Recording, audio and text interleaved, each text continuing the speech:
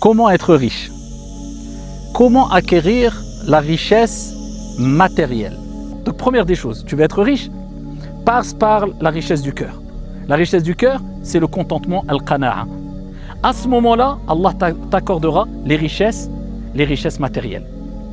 Tu fais de ton principal souci l'au-delà, pas la vie d'ici-bas. Deuxième des clés, réveille-toi tôt. Le prophète alayhi salatu wassalam a dit Bourika fi ummati ou li ummati fi bukuriha. Il a été béni pour ma communauté. Ça, c'est les clés, ça, c'est les causes. Il a été béni pour ma communauté, eh bien, la matinée. C'est-à-dire, ce que tu vas faire le matin, eh bien, te permettra d'acquérir une baraka, une bénédiction que tu n'acquerras pas si tu fais ces activités-là dans l'après-midi, que tu le veuilles ou non. Alors, ne te dis pas, je me lève tard parce que j'ai le temps l'après-midi et ce que j'aurais pu faire le matin, je le ferai l'après-midi. Tu n'as pas compris le hadith. La bénédiction, al-baraka, elle est le matin, même si tu as le temps l'après-midi.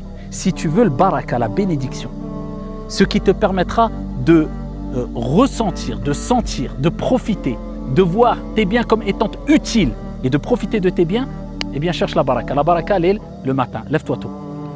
Il faut se lever tôt comme le prophète alayhi salatu wassalam a dit. Ça, c'est la deuxième clé. La troisième clé, très importante.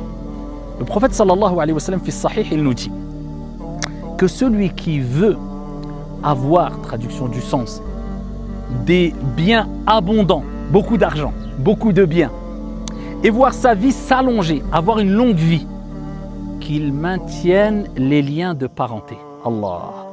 Plus tu maintiendras et tu feras des efforts pour préserver, pour renforcer, pour protéger les liens de parenté à travers ton bon comportement envers tes parents particulièrement, en les visitant et en faisant de cette visite, de cette relation, pas une corvée, pas une option, mais une priorité dans ta vie.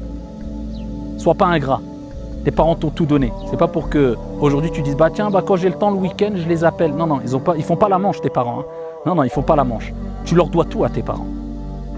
Eh bien, en plus de cela, tellement que les parents sont importants et tellement qu'il y a de bénédictions et tellement que tu te rapproches d'Allah subhanahu wa ta'ala en te rapprochant de tes parents, le prophète te rappelle, si tu veux beaucoup de bien et si tu veux une vie longue et heureuse, maintiens les liens de parenté.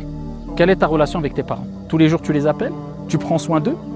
Ne me dis pas oui, je leur envoie un virement de temps en temps, je leur donne de l'argent. Non.